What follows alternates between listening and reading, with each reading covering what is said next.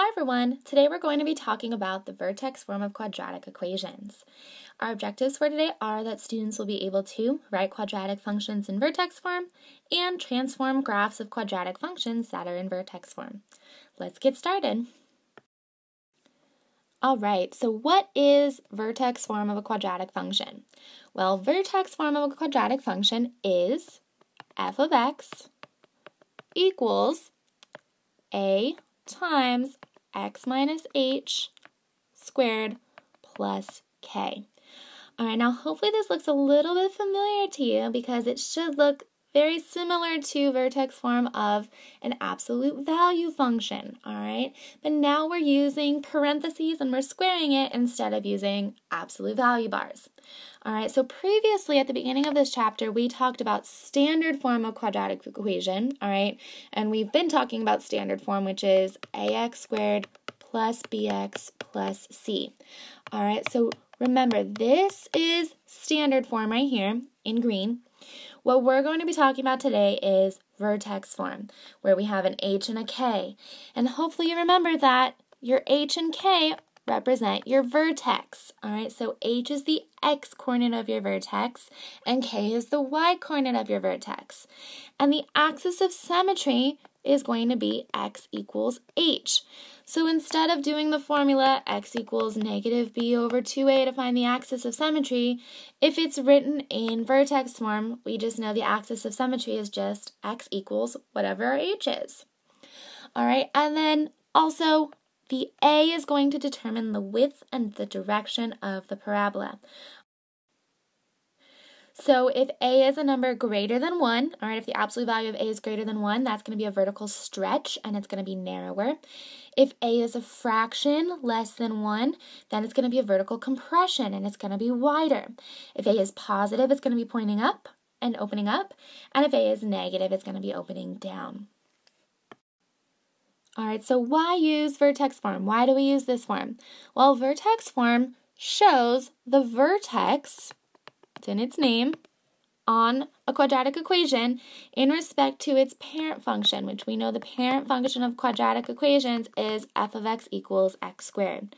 So when we're using vertex form, we can easily transform the parent function, f of x equals x squared, by locating the vertex easily and then identifying the width and the direction by looking at a, all right?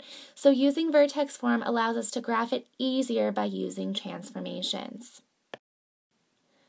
All right, so what we want to do is we want to compare each of these functions to the parent function of a quadratic function, which we know is f of x equals x squared. Now we're going to be using vertex form to help us identify the transformations. So vertex form, we know it looks like this. And what we know about vertex form is that if it's, our h tells us left or right, k tells us up or down. So if it's x minus h, if h is, if we're saying x minus 3, that means anytime we're saying x minus a number, we go to the right. X plus a number, we go to the left. If it's plus k on the outside, that means up. Minus k on the outside means go down. All right, so number 1, we've got x squared plus 9. This is our k, so that means we're going to be going up 9 units. Over here, minus 2, this means our parent function, and minus 2, that's our k, so that's going down 2 units. Over here, what we're doing, this negative sign in front tells us we're reflecting across the x-axis. All right, if we have a negative sign on the outside, so the outside of our parentheses, that means reflect across the x-axis. And then plus 5 on the inside means go to the left 5. All right, so we're going back to our transformations guide that we learned in Unit 2B, all right, when we did the second half of Chapter 2. Transformations, and if you still have your parent function reference book, this would be a great thing to look at. Remember that table that I made you guys memorize. Now, number 4, we've got x minus 4, and that's on the inside, so our h is 4. This means go to the right 4. So our vertex is going to move to the right 4, and then the minus 1 on the outside means down 1. So our vertex would move to the right 4 and down 1. Over here, the 1/3 tells us on number 5 that that's going to be a vertical compression. because it's a fraction less than 1. All right, vertical compression, and then we know we're going to be going up 2. So remember, vertical compression means it's going to get wider. Then, number 6, the negative sign in front tells us that it's going to be reflect across the x-axis. That's the negative sign. The 2 tells us it's going to have a vertical stretch by a factor of 2.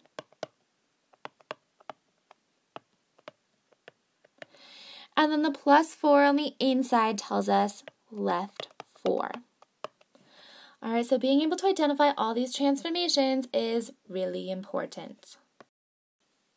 All right, now if we see a problem that looks like number 7, Mason graphed the parent function of the quadratic equation, which we know is f of x equals x squared. He then reflected the parabola over the x-axis. So reflecting it over the x-axis, that means we're going to put a negative sign in front. So it's going to be negative x squared. Then he translated it 7 units up. That means we're going to add a plus 7 on the outside. Then we know he moved it 3 units to the right. So that means right here in our x, we're going to say x minus 3, because that means move it to the right.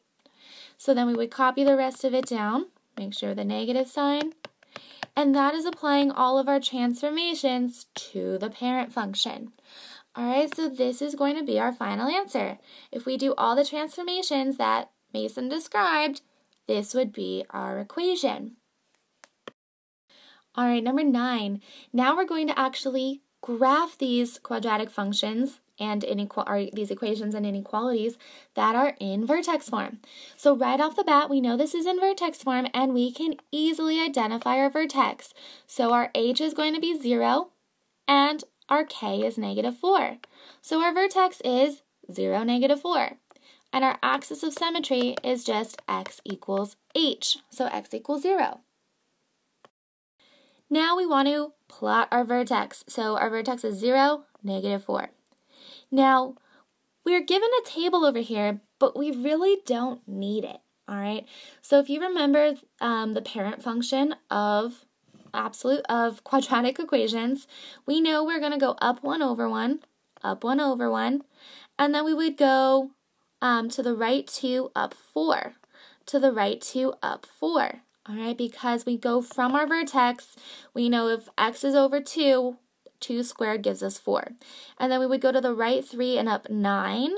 So that would be this point right here. And this point over here. So if you know the parent function of a quadratic function, you don't even need to fill in your table. We just need to be able to identify our vertex and plot it. And we know since a is 1, there is no stretch or compression. It's just the parent function. Now, if you wanted to fill in your table to confirm, you are more than welcome to do that, or if you just feel more comfortable using a table, go for it. All right, so we would pick 3 numbers smaller, 3 numbers bigger, plug them in. So 1 squared gives you 1, minus 4 gives you negative 3. 2 squared gives you 4, that'd be 0. 3 squared gives you 9, minus 4 gives you 5. Over here, we would get 1 minus 4, negative 3. 2 squared gives you 4, give you 0. 3 squared, 9 minus 4 gives you 5.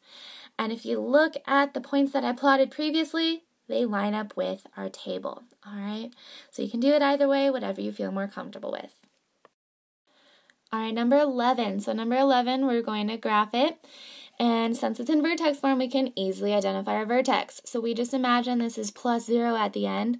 So our h is 4, and our k is 0. So our vertex is 4, 0.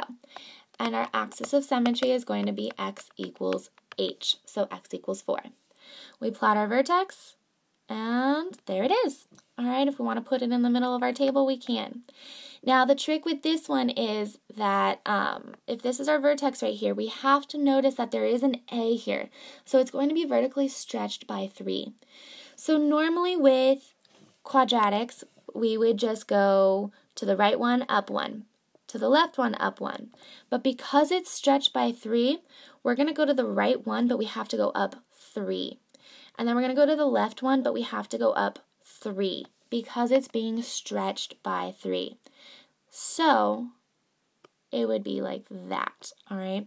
Now, The other one, so if we were to keep going with this, we would normally go to the right 2 and up 4.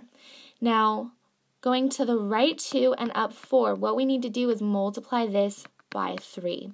So instead of going to the right 2 and up 4, we would go to the right 2 and up 12.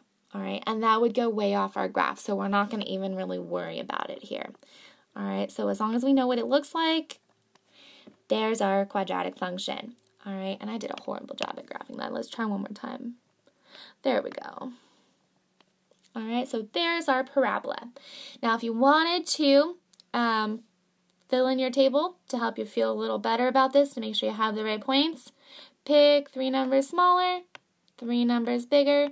This is an easy way you can check to make sure you did it right. So 1 minus 4 gives you -3. -3 squared gives you 9. 9 times 3 gives you 27. 2 minus 4 gives you -2. -2 squared gives you 4. Times 3 gives you 12. All right, and that's what we said here, right? We would go up 12. Then 3 minus 4 gives you -1. -1 squared gives you 1. 1 times 3 gives you 3. 5 minus 4 gives you 1. 1 squared gives you 1. Times 3 gives you 3. 6 minus 4 gives you 2. 2 squared gives you 4. 4 times 3 gives you 12. And once again, up 12. There we go. Then 7 minus 4 gives you 3. 3 squared gives you 9. 9 times 3 gives you 27. All right, so just confirming our points by filling in our table, we did it right. All right, and we're good to go. All right, and number 13. So both 12 and 13, if you were looking at these and you were getting pretty scared, don't worry. All right, you can cross them both out. We are not going to do piecewise functions with quadratics. All right, if you wanted to give this one a try, I have the answer key. You can check with me. These are definitely challenge problems, and in this class, we're not going to do them. All right, so you can go ahead and cross out 12 and 13. Don't worry about the quadratic piecewise functions. All right. All right, number 15. So number 15, we've got a quadratic inequality, and it's written in Vertex form. So we're going to graph it the exact same way we've been doing with the equations, but we just have to remember our rules when dealing with inequalities. So if it's greater than or equal to, shade above. Less than or equal to, shade below.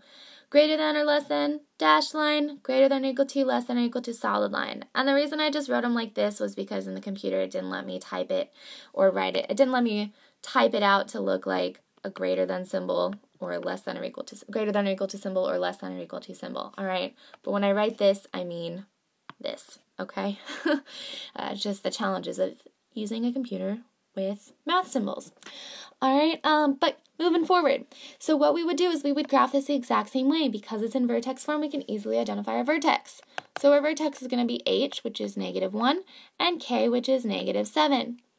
Then our axis of symmetry is going to be x equals h, so x equals -1. Then we want to graph our vertex. So -1, -7, be right there. We can also put that in the middle of our table if we feel more comfortable using a table. Now, if we wanted to graph this just by using transformations, we have to notice that we have a vertical stretch of 4. So we would go to the right one and up 4 instead of up 1. We would go to the left one and up 4. Now, we would normally go to the right 2 and up 4. So what we would need to do is multiply that by 4. So now we would go to the right 2 and up 16. So going up 16 from our vertex, if we went to the right 2 and up 16, I'm pretty sure that would go off our graph. Let's see, 3, 4, 8, 12. So that would be like 1 off our graph. That would be right there, all right? But we can just do it anyway since it's so close. So we would go up 16 because we have to stretch that by 4. So instead of going right 2 up 4, we have to go right 2 up 16 because we're stretching that. All right, and there is our parabola.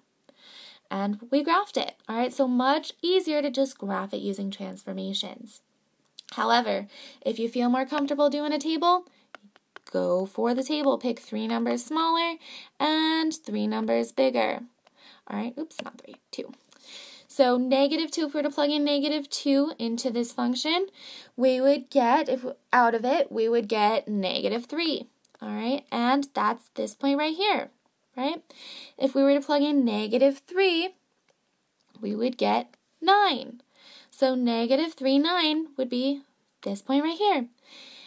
If we were to plug in -4, we would get 29, and that would be way off our graph, so we're not going to worry about it. Then -1, 7 is our vertex. If we were to plug 0 in, we would get -3, and that's this point right here. If we were to plug 1 in, we would get 9, and that's this point right here. If we were to plug 2 in, we would get 29 again, way off our graph. We're not going to even worry about it.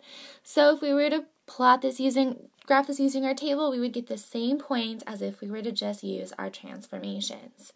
All right, whatever you feel most comfortable with, do it that way. I will never mark you off for making a table, but transformations are just kind of like the shortcut. They're much easier to do.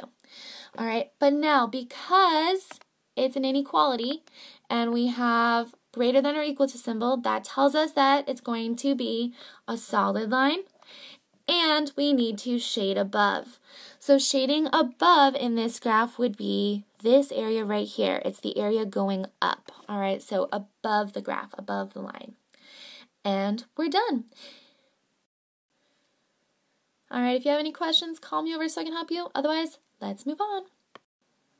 All right, so I just kind of want to review everything we've learned about quadratic functions, parent functions, standard form, vertex form. I know it's been a lot of information, so what we're about to go over hopefully will help kind of distinguish the difference between everything. All right, so parent function of a quadratic function is, not my highlighter, is f of x equals x squared. All right, that is the parent function of a quadratic function. Now, quadratic function always creates a U-shaped curve called a parabola. You should all know that by now. The axis of symmetry is the vertical line that divides the parabola into two equal parts. All right, so that axis of symmetry is like that mirror. That's what divides it into two equal parts. And the turning point is called the vertex. So just key vocabulary about the quadratic function. Now, our quadratic parent function, f of x equals x squared, we always have key points with that function. So we've got 0, 0, and then we know we're going to go to the right one and up 1, to the left 1 and up 1, to the right 2 and up 4, to the left 2 and up 4. And then we know we would go to the right 3 and up 9, which would be 1 off our graph, to the left 3 and up 9. Okay, so that is our quadratic parent function. And how we get those points is if we were to fill in a table, we would say 0 squared gives us 0. -1 squared gives us 1. -2 squared gives us 4. -3 squared gives us 9. 1 squared gives us 1. 2 squared gives us 4. 3 squared gives us 9. All right, so we're taking each of these x values and plugging them into our original parent function. That's how we get these y values, and this is what the parent function of a quadratic function always looks like. All right, so if you forgot all of this as we were going over the beginning of the video notes, hopefully it all kind of makes sense now. All right, then at the very beginning of Chapter 4, we talked about standard form of a quadratic function, which was f of x equals ax squared plus bx plus c, where in order to find the axis of symmetry, we use the formula x equals -b over 2a, and that's also the x-coordinate of our vertex. Then we would plug it back into our original function to find the y-coordinate of the vertex. So, an example of this, if we had this function right here, we would say x equals -b, and b is -4, over 2 times a, which is 1. We would get 4 over 2, so x equals 2 would be our axis of symmetry. Then we would take this and plug it back in to find the y-coordinate of our vertex. So y equals 2 squared minus 4 times 2 plus 1. So y equals 4 minus 8 plus 1, -4 plus 1, so y equaled -3. So our vertex was going to be 2, -3. So we can go ahead and plot that on our graph and put that in the middle row of our table. So 2, -3 would be this point right here, and that value, our vertex, would go in the middle of our table. Then we would pick 3 numbers smaller and 3 numbers bigger. So 1, 0, -1, 3, 4, and 5. And we would take each of these x values and plug them back into our original function to find the y values. And when we did that, I'm just going to give you these values real quick. We would get 6, 1, -2, -2, 1, and 6. So we can use our calculator for this, find those y values, and then we would plot them all. So we've got our vertex, we've got 1, -2, and 3, -2. We've got 0, 1, and 4, 1. We've got -1, 6, which would be right there, and 5, 6. Then we connect our dots and we've got our parabola. All right, so this is how we would graph using standard form.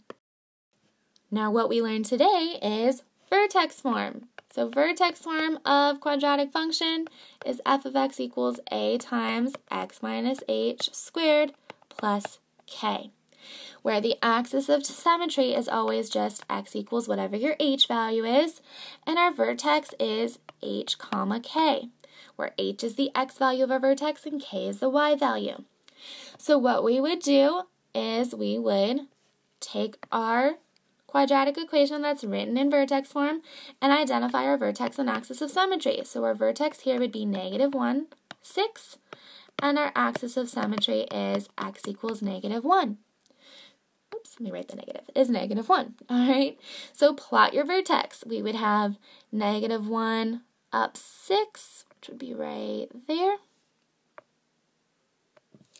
And then we would use our parent function to continue graphing this. So we know our parent function, we would go right 1, up 1. Now this negative sign tells us we're going down, so we would go right 1 and down 1.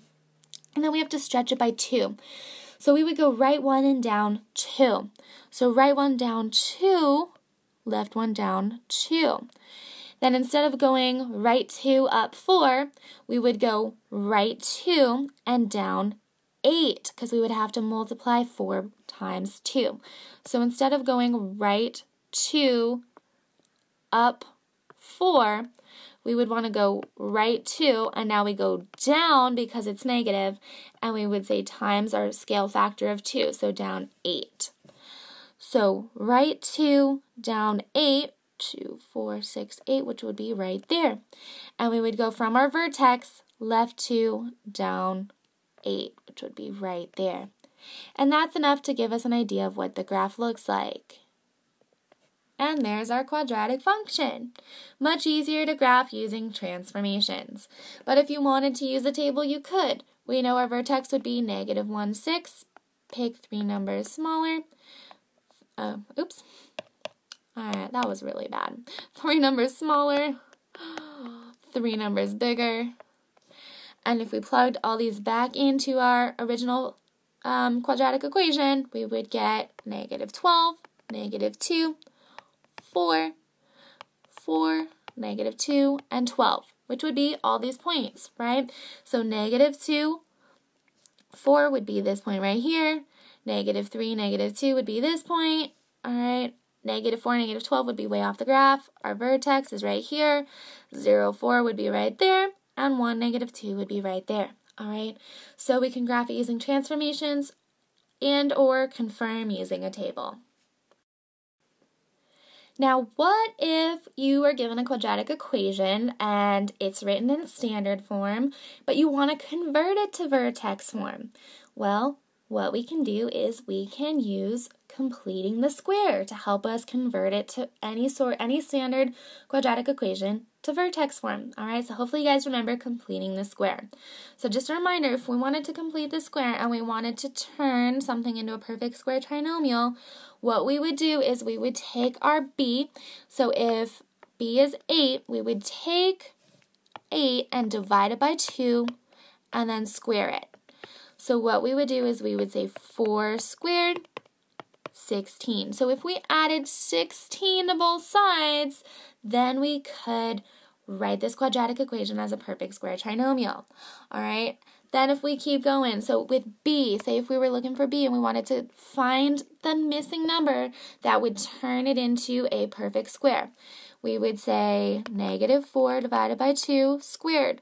So -2 squared gives us 4. So if we added 4, then we could complete the square. We could turn it into a perfect square trinomial.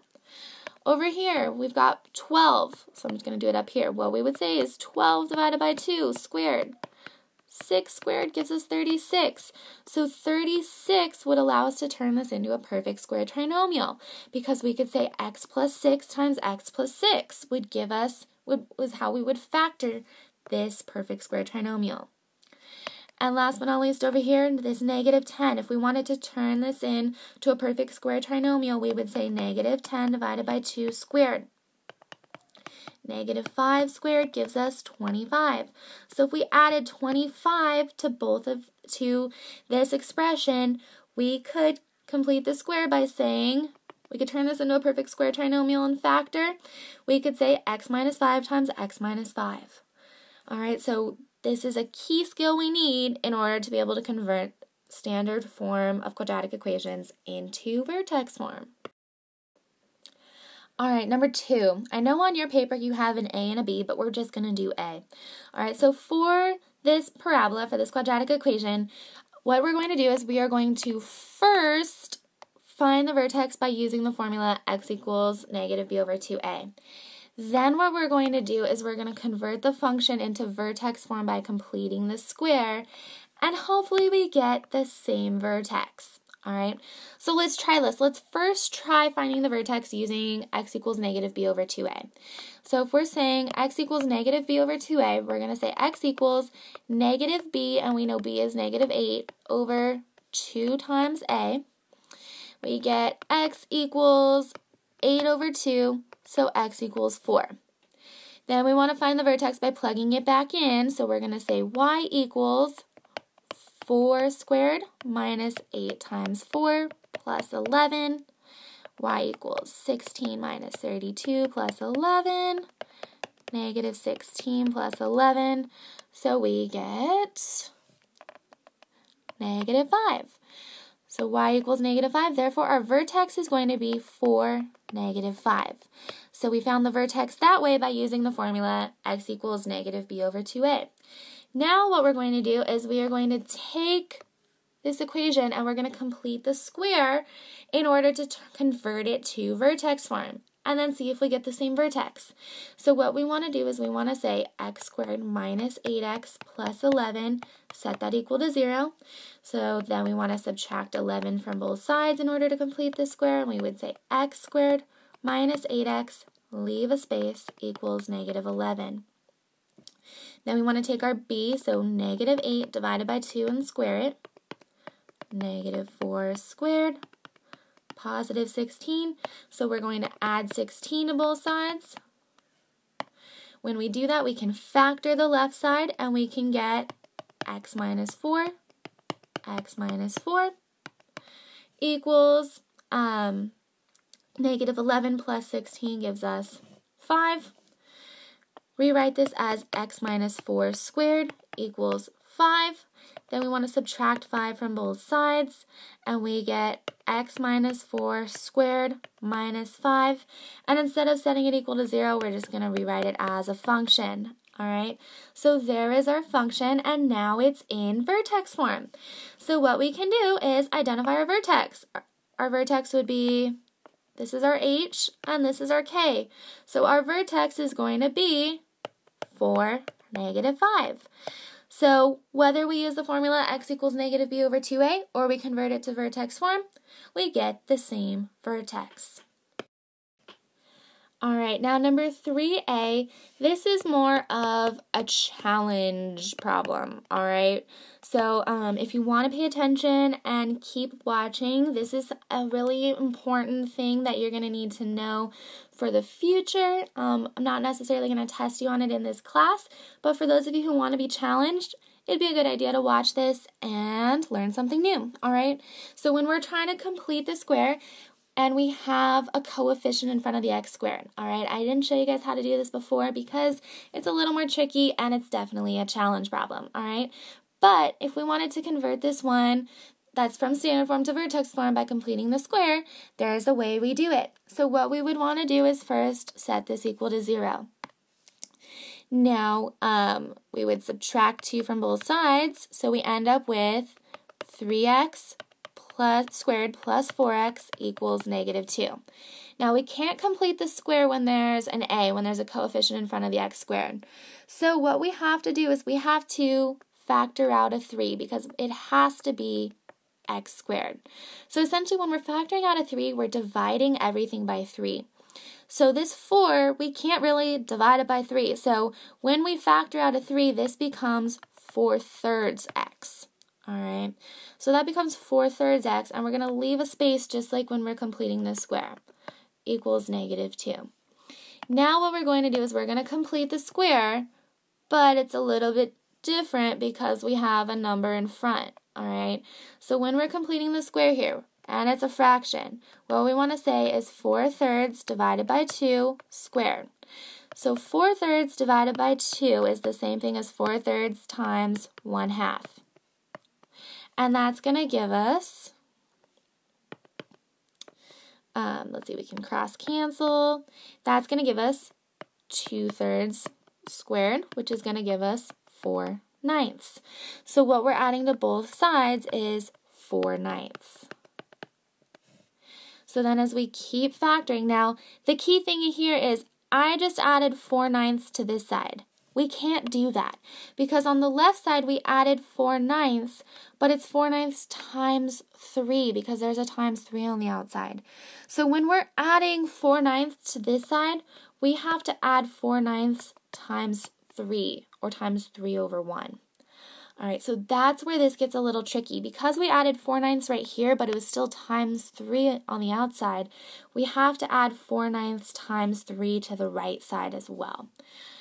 So when we simplify this, we get 3 times x squared plus 4/3 x plus 4/9 equals -2 plus, all right, we can cross simplify this. Oops.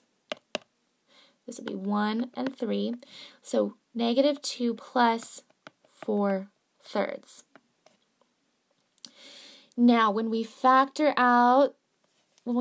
this right here, this will give us, all right, if we want two numbers that multiply to 4/9 and add up to 4/3, that would be x plus 2/3 and x plus 2/3.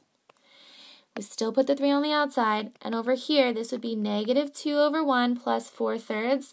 We have to write these with common denominators. So this would be 3, so times 3, 6. So -6 plus 4 is going to give us -2/3 over here. All right, let me just write that in red so we don't get too confused here. So -2/3 on the right. Now we can rewrite this, and it's in vertex form now. We can rewrite this as x plus 2/3 squared, still the 3 on the outside, equals -2/3. Add 2/3 to both sides. Cancels out over here.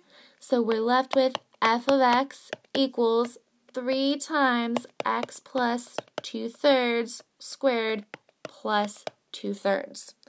All right, so as you can see, this was definitely a challenge problem. And if you understood this and you got this, awesome.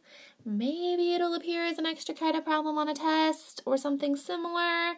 Or maybe not on this test, but on a test in the future. So just wanted to challenge those of you who are understanding this chapter and flying by without a breeze, all right? If this was overwhelming to you, don't worry about it. Okay, but then if we wanted to identify our vertex, we could easily identify our vertex. H is -2/3, K is 2/3, so our vertex would be -2/3, 2/3. And axis of symmetry would be x equals -2/3. All right, so Hopefully you learned a thing or two about vertex form of a quadratic function today, about graphing using transformations with quadratic functions, and how to convert to vertex form. If you have any questions, call me over so I can help you. Otherwise, look to the board to see what to do next, and I hope that you have a great day. Bye!